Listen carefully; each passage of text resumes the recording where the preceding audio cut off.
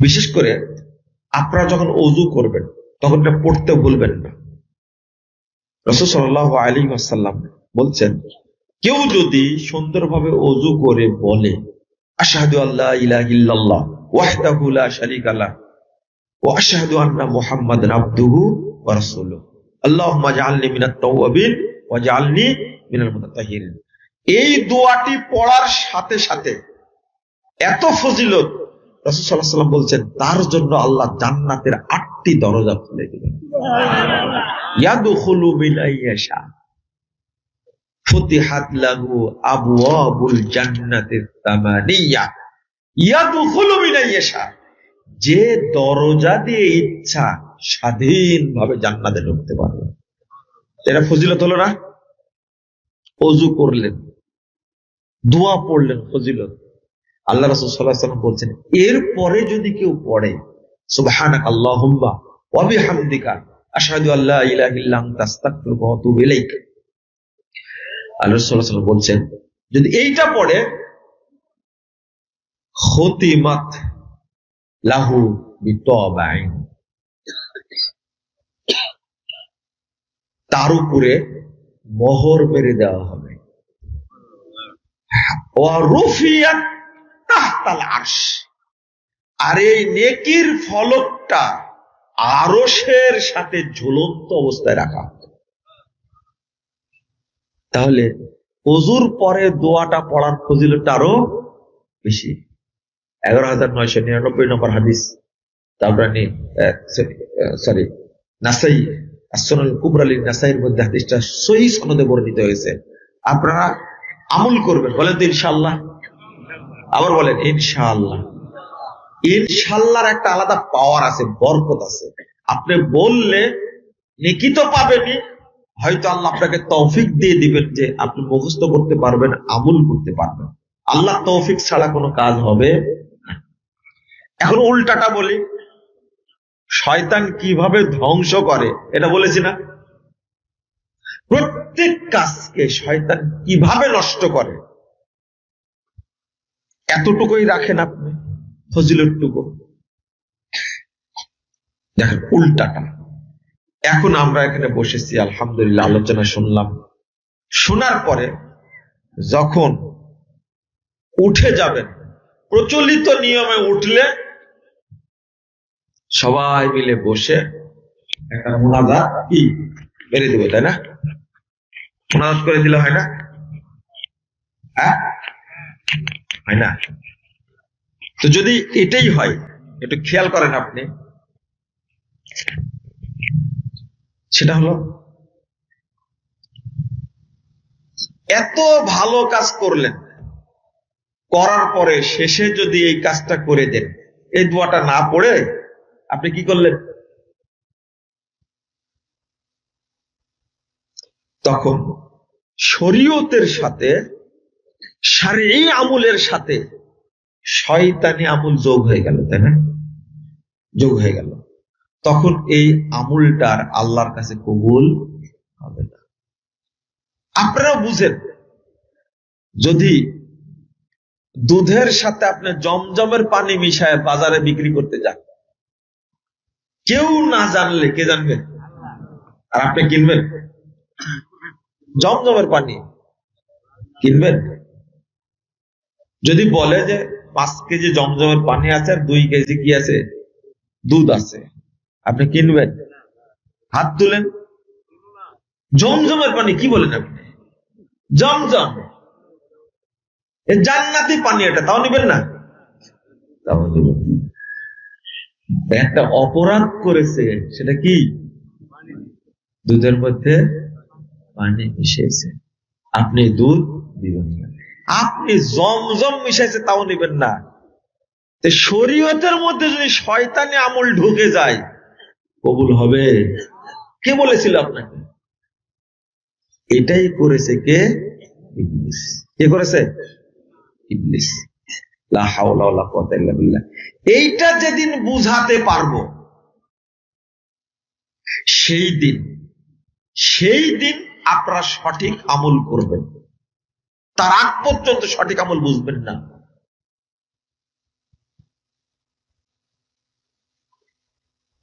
আল্লাহ রাব্বুল আলামিন বলছেন, আচ্ছা এটা একটা উদাহরণ দিলাম, আর একটা উদাহরণ, আপনি সালাম দিলেন, কি দিলেন? সালাম। দেখেন, আসসালামু আলাইকুম ওয়া রাহমাতুল্লাহি তাআলা ওয়া বারাকাতুহু। বুঝেন কথা? ঠিক আছে? ঠিক নাই?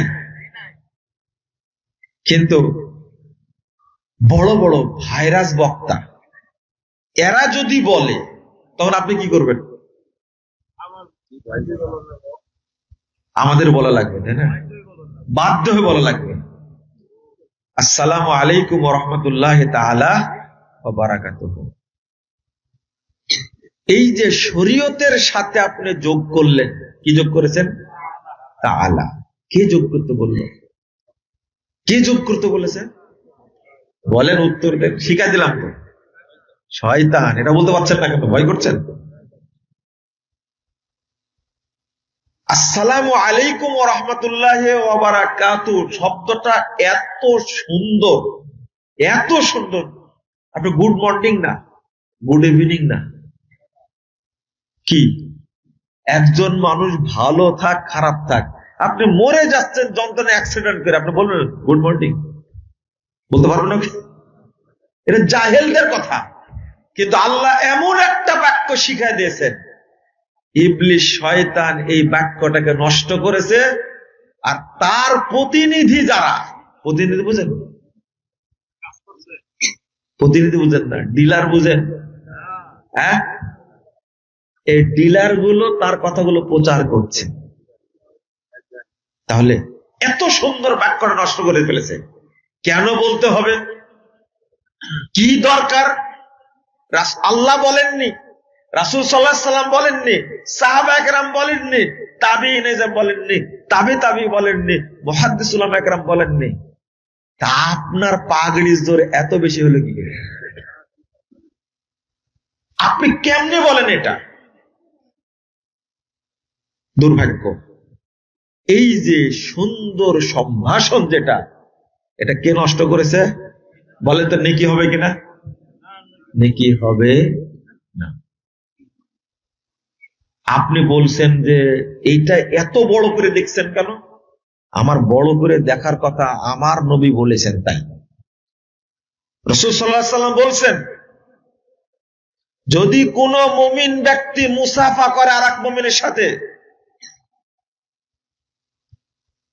রাসূল সাল্লাল্লাহু আলাইহি সাল্লাম বলছেন, দুইজন মুসলিম ব্যক্তি যখন সালাম দেয় এবং মুসাফা করে, গফিরা লাহুমা ক্বাবলা আন ইয়াফতারিকা, দুইজন পৃথক হতে হতে উভয়কে ক্ষমা করে দেওয়া হয়। আমলটা খুব ছোট। আচ্ছা, মুসাফা করতে কয় ঘন্টা লাগে? আধা ঘন্টা লাগে? 1 মিনিট লাগে? এতটুকু মুসাফার দামই আপনি বুঝেন না। বাংলাদেশ জমিয়ত আহলে হাদিসের প্রতিষ্ঠাতা আল্লামা আব্দুল্লাহ আল কাফি আল কুরাইশি, একজন উপমহাদেশের শ্রেষ্ঠ মুন্সি, মুজাদ্দিদ। এই মুনিশি তিনি মুসাফার উপরে বই লিখেছেন। ফাইজলামি আমার সাথে? আপনি বলবেন যে মুজাফফর বিন মুহসিন মুসাফা নিয়ে কেন বক্তব্য দিবে? 21টা বই লিখেছেন আরবিতে, ইংরেজিতে বই লিখেছেন, ফার্সিতে বই লিখেছেন, উর্দুতে লিখেছেন, আর বাংলাতে তো লিখেছেন। সেই মানুষটা কেন মুসাফার উপরে বই লিখলেন? আমি তো কিছুই না। আপনি বুঝেননি এই সালামের বরকত, তাই এটাকে ছোটখাটো ভাবছেন। রাসূল সাল্লাল্লাহু আলাইহি সাল্লাম বলছেন, ইন্নাল মুমিনা ইদা লাকিয়াল মুমিন, নিশ্চয় কোন মুমিন যখন আর এক মুমিনের সাথে সাক্ষাৎ করে, ওয়াসাল্লামা আলাইহি, তাকে যদি সালাম দেয়, ওয়া খাযা বিয়াদিহি ওয়া সাফাহা, তার এক হাত ধরে, যারা আলেম মানুষ তারা বুঝবেন, ওয়া আখাযা বিয়াদিহি, যদি 2 হাত হতো বাক্যটা কি হতো? ইয়াদাইহি, তার 2 হাত ধরে। কিন্তু আসছে কি আখাযা বিয়াদিহি, তার এক হাত ধরে, ওয়াসাফাহা, মুসাফা করে, ফাতানাসারাত খাতায়াহুমা কামা ইয়াতানাসারু ওয়ারাকুশ শাজারাতিশ শিতা। 145 নম্বর হাদিস, তাবরানী আওসাতের মধ্যে এসেছে, তাদের উভয়ের পাপ অনুরূপ ঝরে যায়, যেমন শীতকালে গাছের পাতা ঝরে গাছ নাড়া হয়ে যায়। মুসাফার দাম নাই আপনি বলছেন? আপনি কে বলেছেন? আমার অল্প 2 থেকে 3 সেকেন্ডের কাজে যদি আমার আপনার সব পাপ ক্ষমা হয়ে যায়, তাহলে এটা আমলটা ছোট কিন্তু নেকিটা অনেক বড়, পাওয়ার অনেক বেশি। আপনি বুঝতেছেন না কেন? আপনি বুঝবেন না, কারণ শয়তান আপনার হৃদয়ে তালা মেরে রেখেছে। এই জন্য সঠিকটা দেখতে পান না। চোখে যখন ছানি পড়ে তখন কি লাগানো লাগে? অপারেশন করা লাগে না? তারপরে কি লাগে? চশমা লাগে। বাংলাদেশের প্রত্যেকটা মানুষের হৃদয়কে অপারেশন করা লাগবে, চশমা পরা লাগবে, নাহলে এই শয়তানের এজেন্টদের থেকে বাঁচা সম্ভব না। আপনি সঠিক কথা বলবেন, এমন গালিগালাজ করবে, আপনার 14 গোষ্ঠী উদ্ধার করবে, 28 গোষ্ঠী উদ্ধার করবে, 14 গোষ্ঠী কম হয়ে গেল। কথা বুঝতে পারলেন না? আর কতজন বুদ্ধিজীবীর জন্ম নিবে? এইভাবে বলার কি দরকার ছিল? তুমি যে আল্লাহর কালামের 12টা বাজাইছো, তার বিরুদ্ধে বলা হবে না? একজন বক্তা কিভাবে তৈরি করে, রব্বানা আতিনা ফিদ দুনিয়া হাসানা ওয়া ফিল আখিরাতে হাসানা, এটা আল্লাহর কালাম না? এই বক্তাকে কি দিয়ে শাস্তা করলে মর্যাদা থাকবে বলেন? উত্তর দেন। বুঝেন না মনে কথা, তাই না? বুঝবেন কি করে? বক্তা আওয়ামী লীগকে খুশি করার জন্য বলছে যে আমার নেত্রীর জন্য দোয়া করছে, রব্বানা আতিনা ফিদ দুনিয়া হাসানা ওয়া ফিল আখিরাতে হাসানা। এটা আল্লাহর কালাম, পবিত্র কালামের মধ্যে এই জাহেল বক্তা যে কথাটা ঢোকালো এইভাবে, ওর কি লজ্জা শরম আছে? বাংলাদেশে কি শয়তান আছে বলে মনে করেন? এরা থাকতে শয়তানের দরকার আছে? এই সমস্ত ভাইরাস বক্তা থাকতে শয়তানের দরকার আছে? বলেন দেখি। শয়তানের এত বুদ্ধি নাই যে আমি আল্লাহর কালামকে চেঞ্জ করব। বক্তা আর এদেরকে আপনারা হাজার হাজার টাকা কি দিয়ে নিয়ে আসেন, আপনারা 1.5 লাখ টাকা বাজেট, তাই না?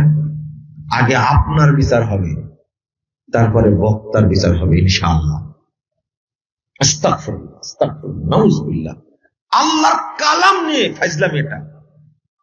এরাই হলো ইবলিস শয়তানের বেতনভুক্ত এজেন্ট। ডিলার কেন? বেতনভুক্ত কেন বলি? বেতন আপনারা তো দিচ্ছেন না? এইগুলো কথা না বললে বেতন দিবেন আপনারা? হাসাচ্ছে, একটা কুরআনের আয়াত নাই, হাদিস নাই, মানুষকে হাসাচ্ছে, গুণে একবারে 1.5-2 লাখ টাকা ধরে দিল। লা হাওলা ওয়ালা কুওয়াতা ইল্লা বিল্লাহ, আস্তাগফিরুল্লাহ। দিন কি বুঝবেন? আখেরি জামানা আরো আসছে, আরো মানুষ পথভ্রষ্ট হবে, হক কথা শোনার মানুষ থাকবে না। আমি আজকে চিন্তা করছি, এত মানুষ কিভাবে হাজির হলেন আপনারা? এত ভিতরে গ্রামের মধ্যে আমার আলোচনায় এত মানুষ হওয়ার কথা না। কথা কি বুঝতে পারলেন? আমি আশা করি না যে আমার বক্তব্য শোনার জন্য বেশি মানুষ আসবে, কারণ সবাই আমার বিরুদ্ধে। কেন এগুলো বলে? আপনি বলবেন আর আমি বন্ধ করব না? হ্যাঁ, বন্ধ করতে পারবে, চেষ্টা করব না?